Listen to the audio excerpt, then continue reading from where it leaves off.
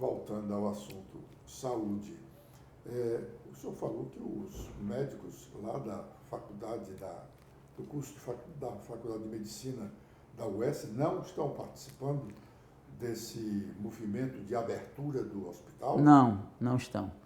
E acho que e o reitor, né? eu na época, eu inclusive chamei o reitor da USP, o reitor do Einstein, o diretor da Faculdade de Medicina do Einstein, para colaborar na abertura desse hospital universitário.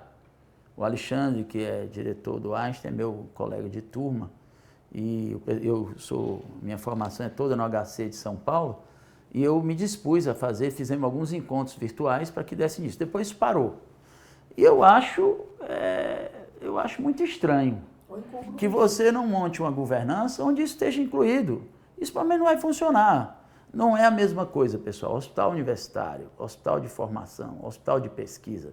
Não é a mesma coisa que você pegar um hospital, botar para funcionar e levar aluno para dentro. Não é isso. Inclui-se muito mais outras habilidades e outras funções. Eu estou falando aqui de extensão, de ensino, de pesquisa, de produção de tecnologia, de integração com a administração, arquitetura, engenharia de dados, engenharia eletrônica, bioengenharia, daí por diante. É um universo de desenvolvimento maravilhoso, né? E fundamental para o estado do Ceará. Eu até, na época, disse então ao Camilo Santana, Camilo, vamos imitar o Franco Montoro, vamos aumentar o percentual do ICMS de repasse às universidades públicas do estado do Ceará. O senhor prestaria um grande serviço, porque a USP é isso. Quer dizer, nós não mandamos nem metade do que o estado de São Paulo manda de percentual do ICMS, né, para a Universidade de São Paulo. Então, se a gente quer fazer política com P maiúsculo, se a gente quer mesmo que a saúde pública funcione, só vai funcionar no dia que nossas representações de classe, na hora que o Ministério Público, na hora que os tribunais de contas, na hora que todos nós participemos de uma grande discussão e aberta. Doutor Cabeto, quando se pensou esse hospital universitário, lá da UES, desse tamanho, não se viu a dificuldade de financiamento da sua manutenção?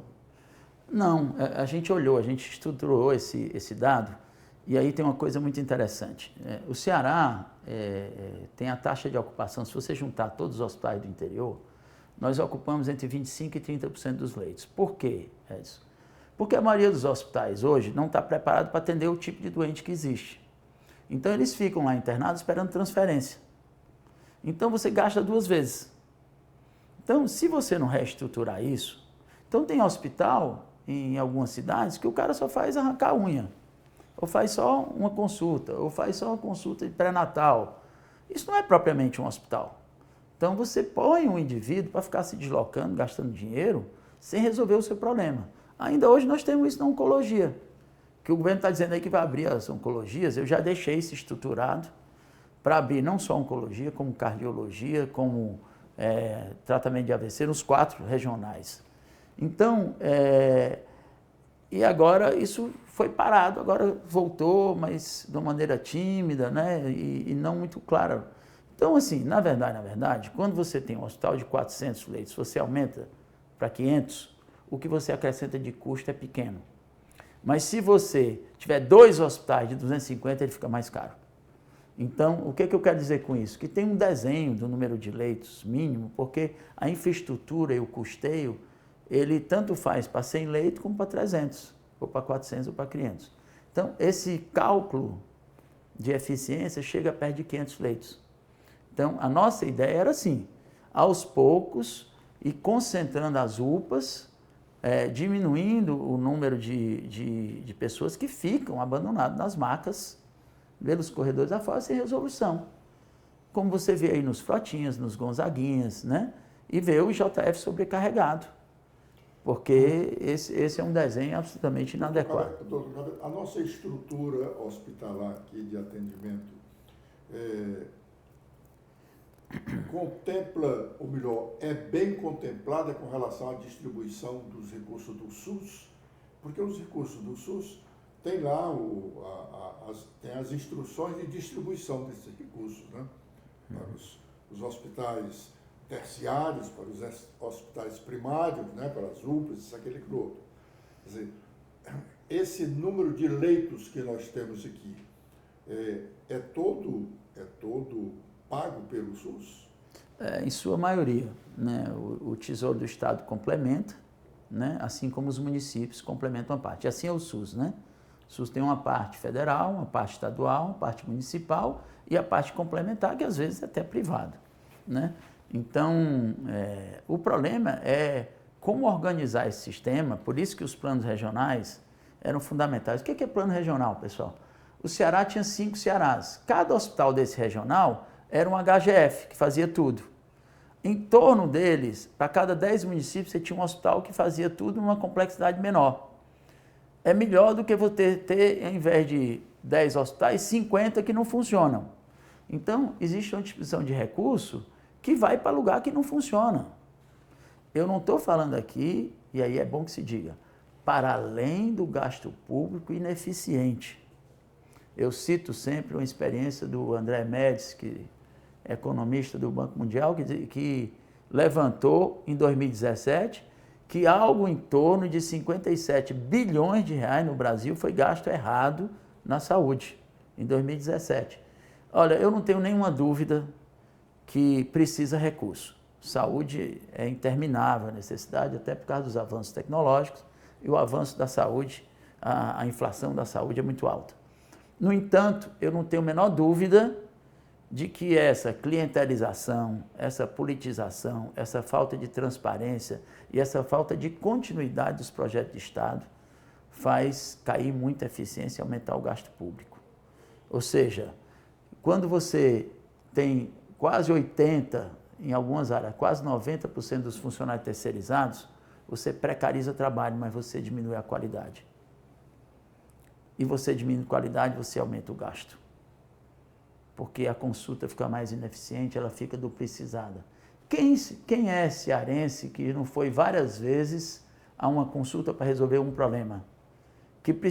Das consultas que eu atendo no meu ambulatório lá na faculdade, hoje de manhã eu estava lá, disse assim, olha que coisa, a grande maioria dos pacientes chegou lá com um exame pago privado. Eles vão nas clínicas populares, porque eles não têm acesso ao SUS, e pagam exame de laboratório, exame de ultrassom, exame de ecocardiografia, porque eles não conseguem acessar o sistema. Então, tem alguma coisa muito errada. A gente discutiu muito isso. Por isso a regionalização, por isso a transparência, por isso uma regulação que seja transparente. Você não pode entrar numa fila de cirurgia e não saber em que lugar está na fila. Não pode. Esse exemplo que o senhor citou aí, de o paciente ir várias vezes a um consultório para resolver um problema que numa consulta só ele poderia resolver, eu fiquei pensando, tinha pensado já antes, a diferenciação que há da saúde pública para a saúde privada, né? O paciente que vem ao consultório privado, ele tem a facilidade de fazer todos os seus exames laboratoriais e de imagens. Não é? Perfeito. Facilidade porque ele, naturalmente, tem um plano de saúde, se não tiver, ele tem recursos próprios. E o outro, que depende exclusivamente do SUS, não tem condições de fazer, às vezes, nem os exames laboratoriais.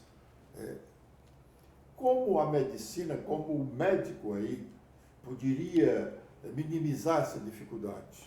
Olha, a primeira coisa é que a gente precisa valorizar o trabalho. Quer dizer, profissionais bem qualificados reduzem o gasto da saúde e aumentam a resolutividade, precisando de menos exames. Então, principalmente em coisas menos complexas. Eu não digo mais complexas, porque aí o gasto é necessário. Mas o que nós estamos vendo é o contrário. Nós estamos vendo aumentando a burocracia e diminuindo o investimento em pessoas. Isso foi uma das coisas que a gente fez lá na saúde. Por isso que o slogan da saúde é cuida. Aliás, o governo disse que é o governo que vai cuidar, né? Eu gostei muito porque deu continuidade ao slogan que a gente usou. Espero que ele cumpra, viu? Assim, nós, cidadãos cearenses, estamos esperando que essa promessa seja cumprida. Então, olha o que acontece. Na hora que você não fortalece os centros formadores, na hora que você não valoriza professores, você vai diminuir a qualificação. Isso vai ficar pouco atrativo. Vou dar um exemplo aqui que é uma discussão hoje no Brasil, a questão dessas aberturas das faculdades de medicina. Não se trata de proteção de mercado. Você, cidadão, precisa entender o seguinte, não há problema nenhum quanto ao número de pessoas. Desde que a gente garanta que esse profissional está indo para um local que tem condição de ele atender, que a qualidade do trabalho seja adequada e que ele tenha a formação adequada. Então, não é o que está acontecendo no Brasil. A formação adequada é que ele saiba atender. Que ele saiba atender. Olha o que está acontecendo no Brasil. Nós vamos gerar duas medicinas. Uma medicina de baixa qualidade para quem não consegue pagar e uma medicina de alta qualidade. Aí como é que você está dizendo isso? É simples. Menos de 30% dos médicos brasileiros têm residência médica. Para quem não sabe, todos os países desenvolvidos do mundo exigem residência médica para que o médico se qualifique e faça um bom atendimento. Esse número ainda é de hoje, 30%? Menos que isso. O levantamento do ano passado vai cair para menos de 10%. Então, por quê? Então nós pacientes não... Isso é um absurdo. Eu coloquei, quando a gente entrou na Secretaria de Saúde, eu forcei a abertura de 300 vagas de residência multiprofissional e na área de saúde, na área médica. E o que nós estamos vendo aqui é aumentar o número de faculdades, faculdades sem hospital, faculdades sem professor qualificado, faculdades às vezes online, e nós não temos a menor preocupação. Por quê? Porque parte do princípio que fazendo assim vai ser um médico mais barato para ir trabalhar no interior da Amazônia e daí por diante. Olha, eu tive o cuidado de olhar o dado da OMS de como é que eles calculam o número de médicos por habitante. Nós temos hoje o número de médicos por habitante igual aos Estados Unidos, praticamente igual. Estamos avançadíssimos. Então, assim, só que lá, quais são os critérios? Primeiro, perfil epidemiológico, faixa etária média da população e perfil das doenças. Terceiro, infraestrutura. Ou seja, você não pode fazer isso sem infraestrutura, porque você vai encarecer o sistema de saúde e vai pôr o doente em risco. Então, eu sou um crítico feroz, né, dentro desse modelo. Eu já coloquei isso na época para o então governador Camilo Santana. Nas vezes que nós tivemos diálogo sobre isso, eu coloquei como é que eu pensava. E o desenho que está lá, pode qualquer pessoa ler lá, Plataforma de Modernização da Saúde, lançamento em setembro de 2019, está tudo isso que nós estamos colocando esclarecidos. Está tudo esclarecido, inclusive a questão dos hospitais de ensino, que também aconteceriam no interior, ou seja, o hospital de Xeramobim tem que ser um hospital universitário, o hospital de Sobral tem que ser um hospital universitário, o de Limoeiro tem que ser, e daí por diante. Quer dizer, não tem sentido você não deixar isso palco para treinamento para a gente aumentar a residência. Então, ameacei, inclusive, criar a própria residência do Estado do Ceará se não fosse aumentadas as vagas na Comissão Nacional de Residência Médica. Então, eu tenho a impressão que se a sociedade não se movimentar para fazer uma grande discussão e pressão em cima do governo, nós vamos deixar se alastrar um monte de medida populista e imediatista que não vai funcionar, porque não tem funcionado nos últimos anos. Doutor Cabeto, além do esvaziamento ou do Hospital César Carlos, hoje está se falando no fechamento do Hospital José Martiniano de Alencar. Ele passaria a ser um hospital privativo da Polícia Militar. Eu tenho a impressão que faltou explicar ao governador o que era o Hospital José Martiniano. Eu não sei se ele conhece os dados ou se a secretária conhece, mas o hospital lá, eu conheço bem a ex-diretora, a doutora Silvana, frequentei o hospital várias vezes, né, visitei, fui averiguar o trabalho lá, fazia um trabalho enorme a população do Ceará. O número de cirurgias eletivas, para o tamanho, para a dimensão acanhada que o hospital tinha, recebia alunos e daí por diante, ele prestava um serviço grande. Tanto é que o Ministério Público agora diz o seguinte, não pode fechar até dizer onde é que vai ser alocado esse pessoal que está sendo atendido. Segundo, esse não é um hospital terciário e quaternário, não vai resolver o problema dessa classe de profissionais, que é muito importante e precisa, sim, receber uma atenção especial com algumas especificações, proteção, individualidade, segurança, tudo isso eu entendo. Nada impede que isso seja no hospital geral, ou que tenha estruturas para ajustar isso. Agora, você tomar essa decisão, a bancarrota, sem um estudo de sistema, desqualificando uma atividade que está em funcionamento, a meu ver, é um engano terrível, é um equívoco grande, né? E acho que não resolve o problema da corporação. Então, não resolve o problema da segurança pública. Não é minha área, mas posso arriscar aqui que segurança pública se faz com política séria, né? Mostrando ao cidadão que você é confiável, que você está trabalhando e que você expõe as suas fragilidades e tenta resolvê-las. Entre as questões técnicas.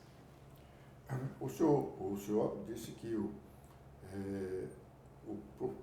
servidor, o pessoal terceirizado, não produz com a eficiência que o servidor público produziria.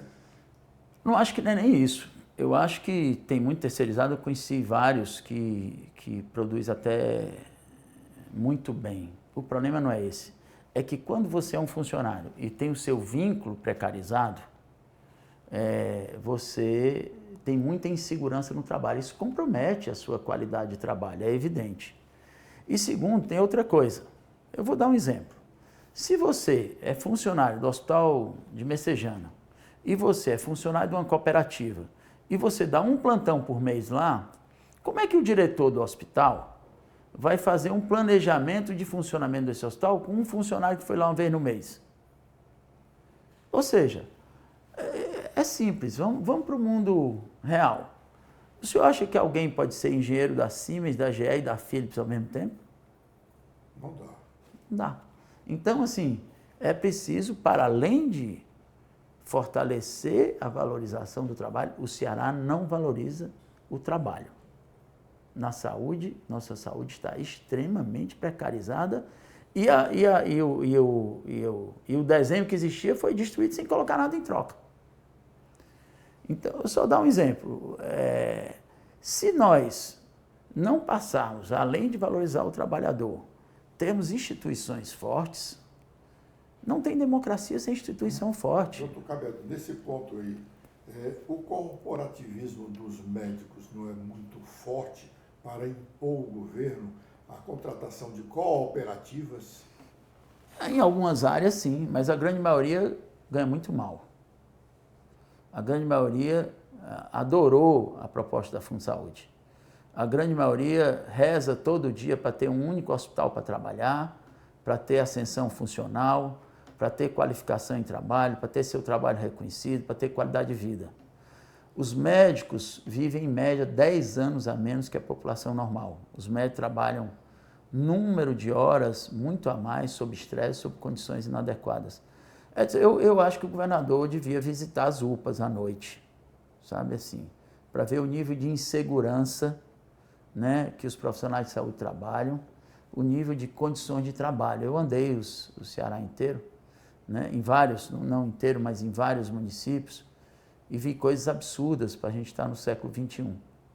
Então, eu tenho a impressão que a gente precisa rever isso aí que está, né? E impedir esse retrocesso. Nós estamos com um projeto X que não é que é perfeito, ele pode ser discutido e deve ser debatido e deve ser criticado. Eu sempre dizia, quando eu estava na secretaria, que eu era um secretário de transição, que era preciso que viessem outras pessoas para criticar o projeto para saber se ele é sólido. Não foi o que aconteceu. É diferente de querer que dê um golpe. É diferente de querer que tire a transparência, é diferente de querer que não faça um hospital universitário da UES direito, é diferente de querer que acabe com a regionalização de fato, é diferente de querer que use o recurso público do SUS de forma inadequada. Isso não tem nada a ver com mudança, né, que é absolutamente saudável. Eu sou contra qualquer forma de permanência, né, em qualquer cargo de governança ou de gestão. Doutor Cabelo, essa estatística de que o médico tem 10 anos de vida... Existem vários trabalhos. A gente pode, isso depende da região do Brasil. Se compara a um policial militar? Não, eu não sei o do policial, não posso citar, mas eu já li tese onde a vida média do médico é menor. Já li algumas teses, uma tese da USP. Esse médico plantonista de hoje de UPAs, né? Eu não sei especificamente em relação ao trabalho, estou falando da classe médica como um todo. Eu teria que olhar o trabalho, faz tempo que eu li, tem uns 4 anos, é uma tese de um aluno da USP. Mas isso precisa ser visto. Porque nem sequer em relação às garantias de trabalho futuro, o governo está olhando. Tem que olhar as classes de maneira diferenciada. Não estou dizendo que o médico é melhor do que todo mundo. A enfermeira, por exemplo, eu vi dizendo, ela tem mão de enfermagem brasileira e do Ceará, ela é quase mão de obra escrava. Os valores de remuneração da enfermagem do Brasil, vou citar o Ceará, é um absurdo. Elas têm uma carga horária de trabalho quase insuportável e elas são vitais no atendimento. Eu sempre digo, a percepção do usuário vem muito pelo atendimento da enfermagem, que é quem fica todo o tempo ali com o doente, quem entra no quarto, quem levanta, quem leva para o banheiro, quem aplica a medicação. Então, medicina hoje é feita por um corpo de profissionais, né? O atendimento de saúde, melhor dizendo, não medicina, um corpo de profissionais muito amplo. Então, eu acho que o salário é aviltante, né? Desmerece, ao contrário do que os governos gostam de dizer, né? Que os médicos são ricos, que os profissionais de saúde são folgados, né? Não é verdade.